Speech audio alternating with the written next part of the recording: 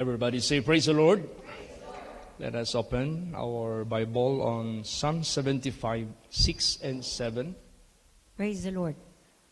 For promotion cometh neither from the east, nor from the west, nor from the south. But God is the judge. He putteth down one and setteth up another. All right. So ang promosyon gikan gayud sa buhing Diyos. Siya ang nagahukom. Siya ang nagapaubos sa uban o nagaisa sa uban. Sahay kanabitang mga Pilipino, ngano mangyud, ganahan mangyud mo adto og abroad para manrabaho. O niya, dili pagayod pilio ng nasod nga pobre, dato gyud nga nasod. Para digto mo trabaho. Wa man siguro Pilipino mo abroad sa mas pobres Pilipinas nya man trabaho dito, di ba? Mo trabaho gyud dito sa mas dato nga nasod. Ngano man kay mas dako ang ilang income, kay mas maayo ang economic status sa maong bansa nya. Ang pangutana, asa man nagdepende ang economic status sa matag lugar sa tibuok kalibutan. Nagdepende na sa gobyerno. Mao na importante kaayo kining atong gobyerno nga giyahan jud ni sa Dios, kay sa Dios gikan ang promosyon. Praise the Lord. Say maminaw ko sa mga istorya sa ilang gobyerno. Tinuod jud. Hate jud sa Dios ang corruption. Muna, ang matag nasod nga hadlok ang gobyerno mangurap, mo asinso gyud. Asinso. Muna, gusto man ka taog promosyon nga mo asinso ang atong nasod. Di man pwede mo asinso ang atong nasod nya wa ta maapil kay taga diri biya ta sa atong nasod. Tanaw ng nasod nga asinsado. Asinso tanan. Tanan citizen, apil ka sa privilege sa nag-asinso nga bansa. So mao na magampo gyud ta nga ugma. Karon man gud nga panahon na kining hapit ng election, na tingala ko na okay gyud nako tanan sa Bible nga lagi kalabutan ang gobyerno nato sa atong nasod sa Dios. Di pwede nga ayan isgutin ng gobyerno, Pastor Chit. Di pwede. Ang Dios mismo sa una pang panahon nagbugna og mga hari para bantayan ang ilang mga karniro. Maupod kita karon sa atong kinabuhi. Iampo nato nga makatilaw pod ang atong bansa nga moasinso gyud ni. Kung imong hisgutan ang natural resources sa Pilipinas, perting daghana. Sultian ko kamo. Kung maayo lang ang atong gobyerno, maayo lang ang paghandle, dato kayo ang Pilipinas. Magsultian ko kamo. Di kita maglisod. Di kita maglisod. Base unya ang uban nationality mo, anhirag Pilipinas pa na, diri na sila manabaho. Mao ginay mahitabo ana. So, mo na ato kanang iampo nga kulang ang ang tuig sa atong presidente nga muhawaay na. Kulang ang unom ka tuig. Kay kung walang tamayog pandemic, sobra, daghan pa siyang proyekto mahimo. Kung walang yun, bilagod ka, billions ang gibuhian sa gobyerno para lang mabidipinsahan ang kadaghan ng Pilipino. Kay kung wala ito maislay sa budget, dako kayo o kuan. Base na sugdan na ning mga rail transit sa Mindanao. Kay daan naman ang plano. Daghan pa nga proyekto. Gani, nasugdan na ng kuan diha. twin tunnel. Subway sa Pilipinas na sugdan na. Mga tulay sa mga, pinili lang itong mga tulay na humana. Pero kung wala, kulang lang yun. So, muna atong iampo nga mapadayon. Butuhan nato katong mga plataporma nga mupadayon sa gisugdan sa atong mayor sa Davao kaniadto nga si Digong. Praise the Lord. Kay nabansagan jud ang Pilipinas karon. Taas gyud ikumpara sa uban. So gi-bless sa Dios. So atong iampo nga ang makapuli niini. Dili na ibalik tong mga kuan. Previous nga nagpalisod sa atong nasod, di na to ibalik. Ano musulti man kana, pastor? Basahon nato. 1 Samuel 15:28. Praise the Lord.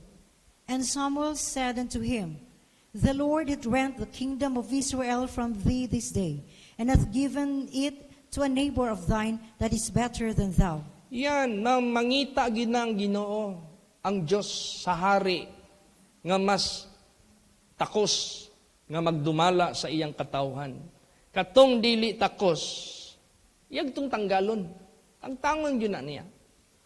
Mao na sa atong kinabuhi. Iampo nato nga katong mga nagdumala nga naglisod ang atong nasod nga wagi proyekto nga puro lang storya ang gadaghan niya, ang mga oligarki lang ang nadato. Pero ang ultimo airlines gibaligya, ultimo Meralco gibaligya, tanan nga mga government owned gipang baligya niya ang salot karon naa sa Pilipino nga kita manunta mumakinabang sa mga resources. So mao na atong iampo nga unsay gisugdan ni Presidente Digong nga ni asinso gamay ang atong nasod nga musamot pagyud ni. Una mamili ang Dios og mas maayo kaysa mga previous nga nilabay nga di na to makabalik. Praise the Lord. Basahon nato na gitambag din ha ang propeta. Sige. O ang Diyos mismo sa propeta. 1 Samuel 13:14. Praise the Lord. But now thy kingdom shall not continue. The Lord hath sought him a man after his own heart, and the Lord hath commanded him to be captain over his people, because thou hast not kept that which the Lord commanded thee. Yan ang imong gingharian di na magpadayon. Kay ang Ginoo nangita na og lain nga tao sumala sa iyang nagustuhan sa iyang kasing-kasing. Ang Ginoo magamando kaniya og kapitan ngadto sa iyang mga katawhan tungod kay wa man nimo buhata ang gisugo sa Dios nimo. Wa man buhata sa mga previous nga mga presidente. Naapay mga presidente gipambaligya ng NSC. Unsa ng NSC, National Steel Corporation, the largest in Asia ang Pilipinas. Kita ang pinaka-largest in Asia manufacturer of steel. Kanang na sa Iligan. Nakakusada pa ko din na sa mga empleyado. Wa pa na mabaligya. Natay presidente din nga gibaligya. Karon pag gibaligya sa laing nasod, gihakotan ng mga equipments. Wala na. Ora multo, ghost na, ang dako kay ng area. So, mauna. Dili na to sila. Tanan nga mga linyada atong mga previous nga nagpanamastamas sa atong kayamanan nga puro personal interest. Kinsay presidente sa tibuok Pilipinas ang balay tanawa. Ni human na lang 6 years, wag na nagpausab og balay ang atong presidente. Ultimo Davao, wa gani niya gipahimo ang airport kay naa siya delikadesa. Di niya i-priority ang Davao kay basig miingon ang uban nga porke taga Davao nahimo ka presidente unfair ka imong giuna. Wa niya giuna niyang uban.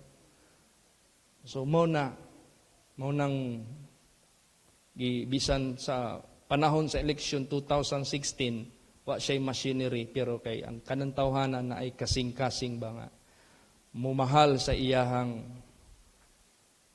bayan mo na gipadaog siya sa Dios na tingala ang tanan. Praise the Lord. Mao po ni ron iampo nato nga ang makadaog karong election katong sumala sa kasing-kasing sa Dios. Nga tininood anay gyud ang ilang pagdumala. Dili ng mangawkaw, dili ng self-interest, kundi kapakanan ng bayan para makatilaw pud ta. Si Brad Samuel plano na palit og sakyanan brand new. Mag-loan siya. Ug musaka ang atong economy. Kaya kayo. Praise the Lord. Kaya kayo. Daghan naman mamalit og kuan. St. Peter plan. Siyempre, tako kag sweldo niya. Tanyagan ka karon ni Sterling Lynn, ma'am. Ang tao ba ya, ma'am? Di ba ito matagna, ma'am, no? Mas may mga ng andam ta, ma'am. Nya mara din sa lamisa. Pwera ko alang, ma'am, ha? Pero realidad man guna mo. Nya imong giistoryahan dakog sildo kay ni asinso ang Pilipinas. Pila ray. Sige gawas nang bandiya kontrata kay makuha ko og imuhang kuan gitanyag nako. O di ba? Ana na. So mao na ang promotion gikan sa Dios dito ta mo ampo. Lord Jesus, dako kaayo connection ang gobyerno sa among nasod nga mo asinso mi. Dako pud kay connection ang among leader sa among nasod nga pwede ming maglisod. Piliin ni Lord Jesus og angayan nga mo aruga gyud kanamo nga mo tan-aw gyud sa among kaayuhan. Bulo ka adto kog Canada. O tanan na sila Brad Bernard. Pag citizen nila, giistorya nila sa ako sa privilege as a citizen. Malipong kalagi ka sa privilege. Perting daghana ang gobyerno way laing gihuna-huna. Benepisyo sa ilahang mga katawhan. Grabe. Unya sige lang sila og project og karsada kada agto nako katulon naman ko kabisis agto dito lahi-lahi. Bag-o na pod, padako na pod, extension dito. Gabag-o kay unsay yango sa mga katawhan sa gobyerno. Trabaho unday sa gobyerno. Way problema. Mao na karon pasalamat ta sa Dios nga nakatilaw pud ta og presidente nga natagamtaman pud nato na feel pud nato ang feel mga nimo kanang biyahe kag Luzon, Visayas, Mindanao makita man nimo ang kwan imong giagian nga lapad na kaayo nindot na kaayo biyahe kog EDSA dili na traffic agto kog Pangasinan perting dali ara dali lagi kayo.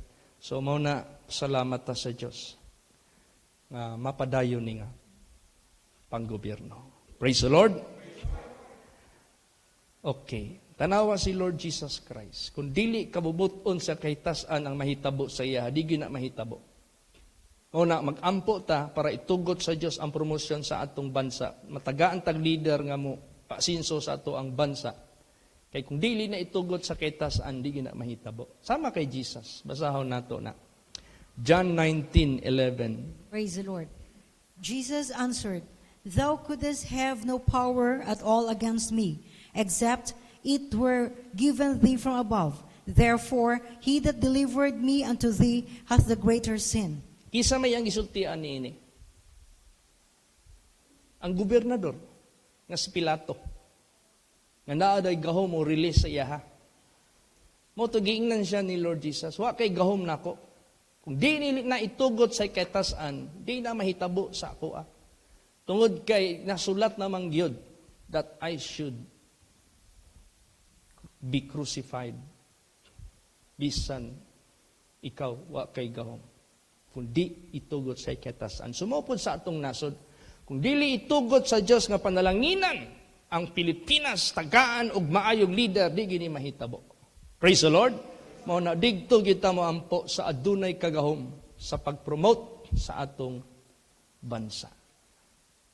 Unya kamo ang mga kaslunon labi nagnanamoy anak isettle ninyo inyong kaminyoon. Kay ngano? Living together without marriage, that is fornication. Nga nanamoy anak. Inyong asikasuhon ang inyong kaminyoon. Tanaw ang kasal ni Jared. Pila lang nagastos? 16,000. Nindot na kayo. Napatay higala din tag-iyaan ng Brupresco ba na? Oo. Pila ka packs. Ay na kayo mo pag-expect nga tibuok kabanay sa tibuok baryo inyong imbitahon. Dili na kuan ron, di na practical na taron. Kay Jared murag 35 to 40 guests lang. Tapos, mo na dili lisod gani inyong problema. Na mo'y 20 mil, sulbad na yung problema. Ay na mo maghuna-huna pa o kana bitang grande. Ayaw. Mo na, I encourage you kamo nga magpakasal. Isettle na ninyo. Praise the Lord. Asikasuhin na ninyo. I-schedule na ninyo. O mag-apply na mo og lisensya sa atong gobyerno. Si Pastor Richard, kaya dili man mo na pwede nga pugna ng kabanay sa mga baay. Limited lang ha, 30 lang kabuo, kamo din ha. Wala, di man na pwede. Nagpanikad na gud sila dito.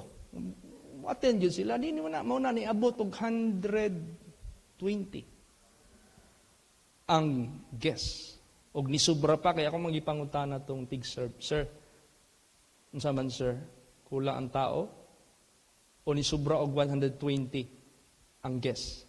Sir, ang among plato na kulang, nagkuha mi og extra sa ato pa nahurot tong 120, naapay extras gigamit sa ato pa nilabaw mo og 120. Pagbayad na ako dito sa giubanan ko ni Pastor Richard, kaya gi-assist na ako pagbayad.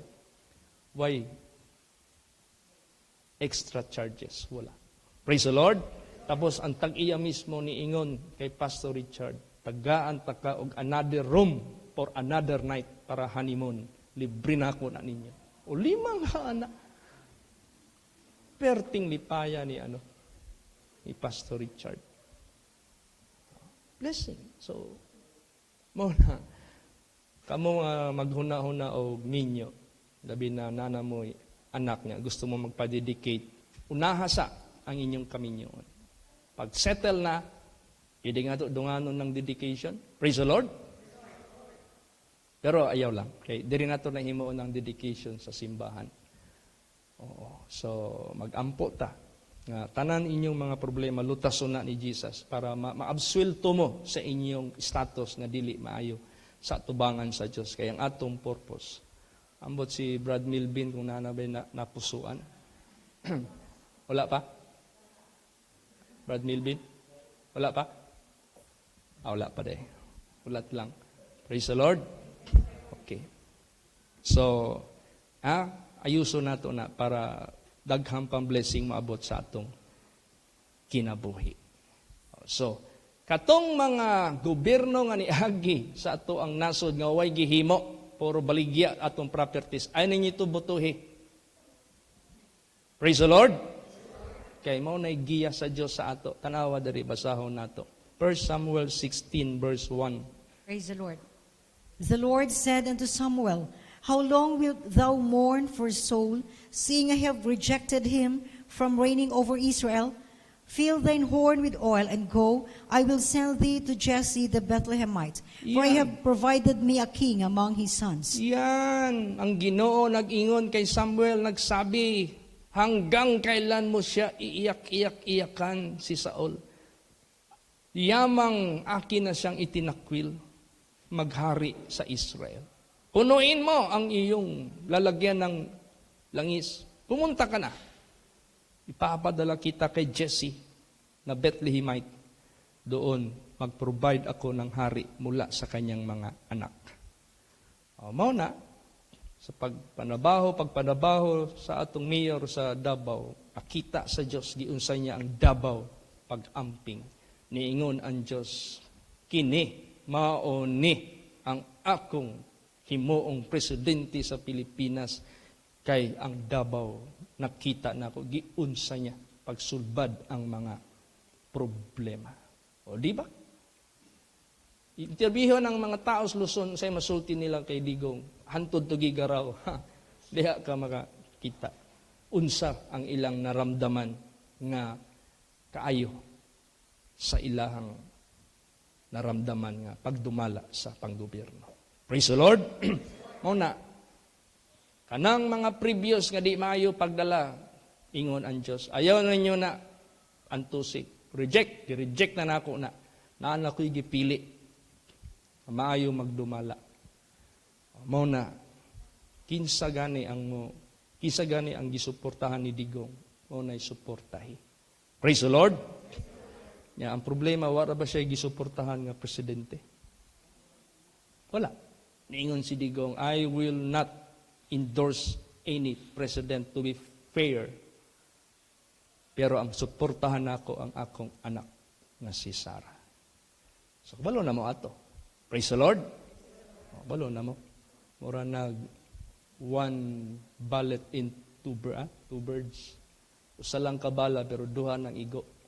Oo. Okay. So, ang Diyos, maong hari sa tanang hari, Diyos nga naa sa langit, mao'y muhatag kanato og gingharian sa Pilipinas nga iya kining paanyagon. Ang glory, basahon nato na. Daniel 2:37. Praise the Lord. Thou, O King, art the King of kings, for the God of heaven hath given thee a kingdom, power and strength and glory. Yan. O hari, ikaw hari sa mga hari. Diyos sa langit nga naghatag og gingharian, gahom og kusog og himaya. So dili lang siya mopili og hari. Muhatag pagyud siya og kusog og himaya. Glory means prosperity. Glory means riches. Glory means blessings. When I went to Hong Kong, sakay ko kanang tren sa ilalom sa underground. Siyempre, underground, ilalom underground, double na hinoon. Ikang ka sa karsada mo, naog kag escalator. Pag abot ni mo digto, tingala ka na yung mga tindahan digto. Unya, tanaw ka digto sa dako kay ilahang screen. Digto na digto ang mapa sa asa ka nagtindog nga station. Unya unsay sakyan nimo kung asa ka moadto, kung magto kag Kowloon site kana Esther Susan, laagan kay sito kay Esther Susan. 8 years dito na nag-stay Esther Susan sa Hong Kong. Sakay gani kag padulon og Kowloon. Pula man na og blue.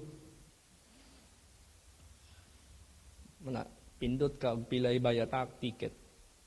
Ihato jud ka sa Kowloon. Nya kanang Kowloon atbang na sa Hong Kong gikan sa Central dagat na niya bago Kowloon.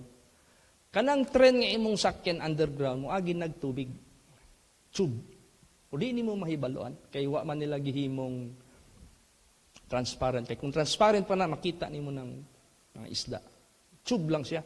Pero matingala ka na lang kay pag abot nimo Kowloon side pag tunga nimo dito sa escalator nga naa ka dito sa Kowloon, makita na nimo ang central maong central sa Hong Kong abok og dagat.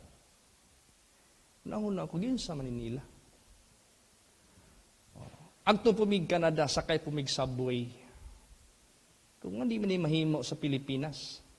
Karon nga nahimo man lagi. Praise the Lord. Nahimo man lagi. Kaya ang atong presidente, naay kasing-kasing para sa kapakanan ng ating bayan. Agtukog Canada. Yaw, ning trend sa Canada, oy. Giihap na ako sa 65. Kabagon. Yung taasa. Cargo train. Nya, nag-speed si Digong.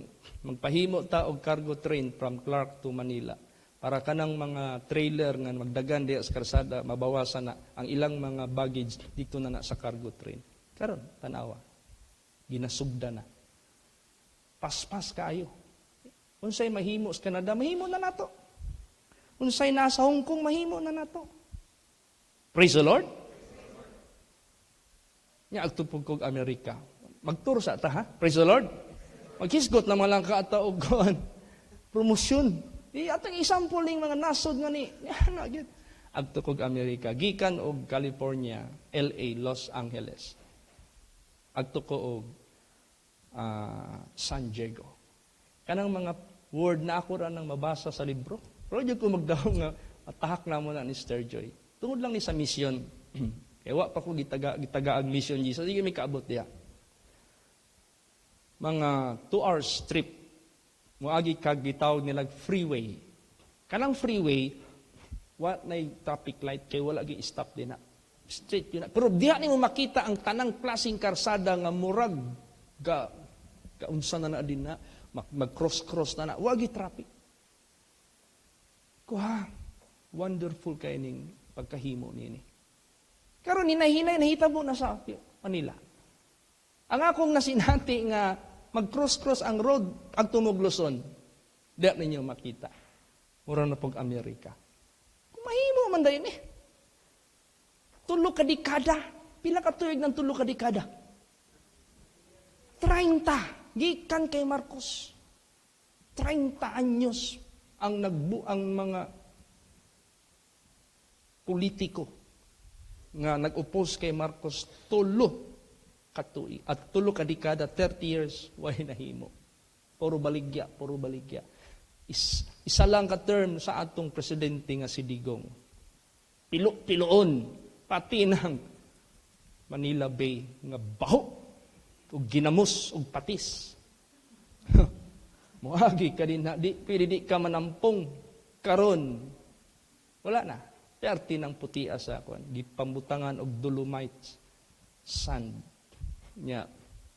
Kuan na kaayo. Lami na kay agto didto magginhawa mga Pilipino didto nga. Wa na kay masimhutan. Pati ang foreigner naka-appreciate. Siya rin. Nakahimo niya.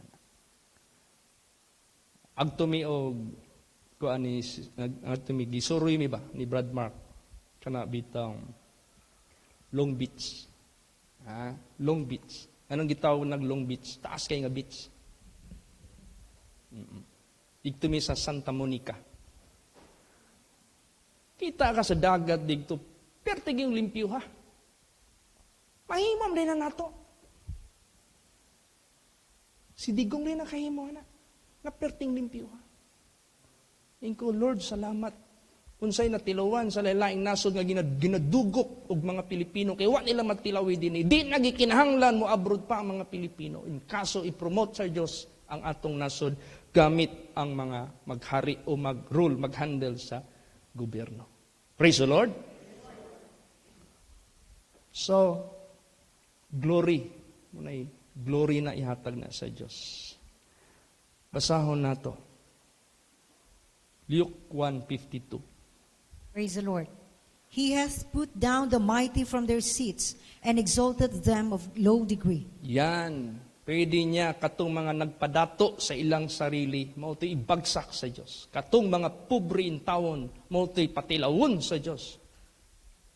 O panalangin. Mao na atong iampo. Panalangina niya ang atong nasod. Praise the Lord. I-bless ta niya by the grace and by the power of God. Dito sa Canada,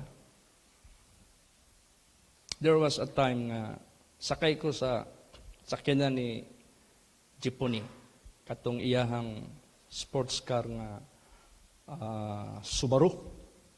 Sa sige mig istorya, igara ko si Jeepney, patilaw po ko niya og kusog-kusog nga dagan. Ni salpak mig 100, halos 180s, 170. Ingko Jeep, 170 warag hinay ra man imong dagan. Tungod manggod sa kasada dito sa Canada nga lapad, nya layo kayo ang kabihastan sa karsada. Gawanang-wanang mohangad kag langit, muduko ka sa yuta. Unsay kalapad sa langit no puy. Kalapad sa yuta ngay mo makita. Bisan nag-speed na mig 170 maintain. Murag daw suwaay lang ba? Kalit bitaw nagnaay ni. Nanay pulis. Mo pull over. Dakop. Overspeeding. Ang speed din maximum of 110. Nay allowance 10 kilometers per hour. So 120 maximum. 170 naman. So ano ka-high-tech din ng Canada? Huwag ay gabantay dito. Inaaday sila GPS. Pagtanaw sa GPS, kaning kutsihan ni sobra niya. Station 1, nasa Station 4, kami Station 1, nilabay na sa amo. Kamo Station 4, mulabay din na blue ang colors, overspeeding. Ganina rin 170. kagabalo gaatang na dito, sunod. Tingala ko, may pulis. Kalita naman. Tungkol sa technology. Grabe. Di ko kita, wadyo kita dito mga, sana? CTTMO nga, usa ka street, pero tindagan ng Yellow Boys. Yung ko, datuan ng Pilipinas, uy, kaya daghan kayong kwarta, i-hire mga traffic man. Dito, wadyo nga kita dito. Tungkol sa technology. Di nang nanla pa magbantay pa. Basta magkamali ka dito, matingala ka na lang, pull over ka dayon. Sundan dayon ta. Ingko, kanong saka mahitabo na sa Pilipinas. Praise the Lord. Inana na. So, i-pray na to na by the grace of God. So, kinsa may makadaog, atong iampo nga katong pilion niya nga muasinso ang Pilipinas. Yag makadaog na kung naamang kay color sa unang panahon, kalimti na imong color. Praise the Lord. Suportahin na lang. Basahon na to. Romans 13 verse 1. Praise the Lord. Let every soul be subject unto the higher powers, for there is no power but of God. The powers that be are ordained of God. Yes, suportahi. Ang kataas-taasan kang kagamhanan nga gobyerno kay kana giordinahan sa Dios. Kay unsa may misyon nga gihatag sa Ginoo sa ilaha. Basa 1 Samuel 2:8. Lord, He raiseth up the poor out of the dust, and lifteth up the beggar from the dunghill, to set them among princes, and to make them inherit the throne of glory. For the pillars of the earth are the Lord's, and He hath set the world upon them. Yan, ang purpose nga nagtuga ang Dios og kagamhanan dinhi sa yuta para tanang pobre matabangan gikan sa ilahang kahimtang, tanang manglilimos. Kuhao na sila, ibutang na sila kauban sa mga princess o himuon silang maka-inherit sa trono sa himaya kay ang mga haligi sa kalibutan iya gayud o iya kining gibutang sa kalibutan para matamasa sa mga katawhan. Praise the Lord. Inana na. So, ang Diyos lang makapili nga takos nga modumala sa atong nasod kay nagampo man ta nga moasinso ang atong bansa. Patilawon ta sa Dios og blessings para makatuyok patas tibuok kalibutan. Kay once ang taas magud ang atong kanabitang status sa atong nasod niya maapil ta sa first world country na tanaw ng Canada kung citizen ka wa na kay visa mo agtog US. Dako kay coverage ang ilahang passport, powerful kayo. You can travel anywhere without getting visa from their embassy. UK, si Pastor Tam, citizen na dito. Bisag asar, agto nag-Spain, anytime, agto nag-America, wala na siya ikuan. Agto Canada, wala na. So kung maapil ang atong nasod sa first world country, tungod kay i-bless ta ni Jesus Christ, dako kay tag-privilege biyahe sa tibuok kalibutan, nga wa na tay visa. Kay ilan ang gitingala na nila ang atong nasod. Kung kana itugot pa ni Jesus, at least makatilaw punta. Praise the Lord. So si Jesus lang ang makahimo niya na sa atong nasod. Ngano man, last verses. Proverbs 8:15 hangtod sa 16. Praise the Lord. By me kings reign, and princes decree justice. By the princes rule, and nobles, even all the judges of the earth. Praise the Yan. Lord. By me, kings reign. Di makahari, di makadumala sa gobyerno ang bisang kinsa kung dili siya mao'y mubutang. And princes decree justice. Dili makahimo ang mga princess. Princess, pwede na ning mga senador, pwede na ning mga mambabatas or representative or congressman. Decree. Mo ni gahimog balaod. Praise the Lord. Oo. Gahimo ni silag balaod. Kinsa tong mga senador nga naghimog balaod, libre ang paaral. Butuhin ninyo na. Kay maayo ang iyang gihimo. Praise the Lord. Katong mga senador nga naghimog mga balaod nga nakahatag og maayo sa katawhan, maunay dapat. Pero kanang mga senador nga sigilag yaw-yaw nya pangdaot sa maayong gobyerno, ayaw nyo na butuhi. Ay na ibutang. By me princes rule and nobles, even all judges of the earth. So muna'y atong iampo, Lord Jesus, give us ruler or president according to your heart na makatikim pud mi sa glory, sa strength sa among bansa. Kanang imong passport nga Pilipinas, kung kusgan na, di na nainalang pagbisa. Wagto kag Japan, wagto kag asa-asa. Basta strong ba? Mauna atong iyampo kay Lord Jesus. Kay ang ato manggod ani, makalihok ta ba? Di ba niyung nako sa inyo, dako kay participation ng atong government sa mission nato. Praise the Lord. Mauna iyampo nato. So ugma, manggawas ta, mamili ta og mga kandidato nga dili pang sarili ang ginatanaw. Tanawa ang track record nila. 3 decades. Wala gyud. Sa 6 years lang ni Digong. Kinsay gibiliban ni Digong nga presidente bago siya na yung presidente? Si Marcos. Ingon pa na presidente, di na ko kaya ang na-perform ni Marcos. Kay study na si Digong. Oo. So, mauna. Di lang ko endorse o kuan.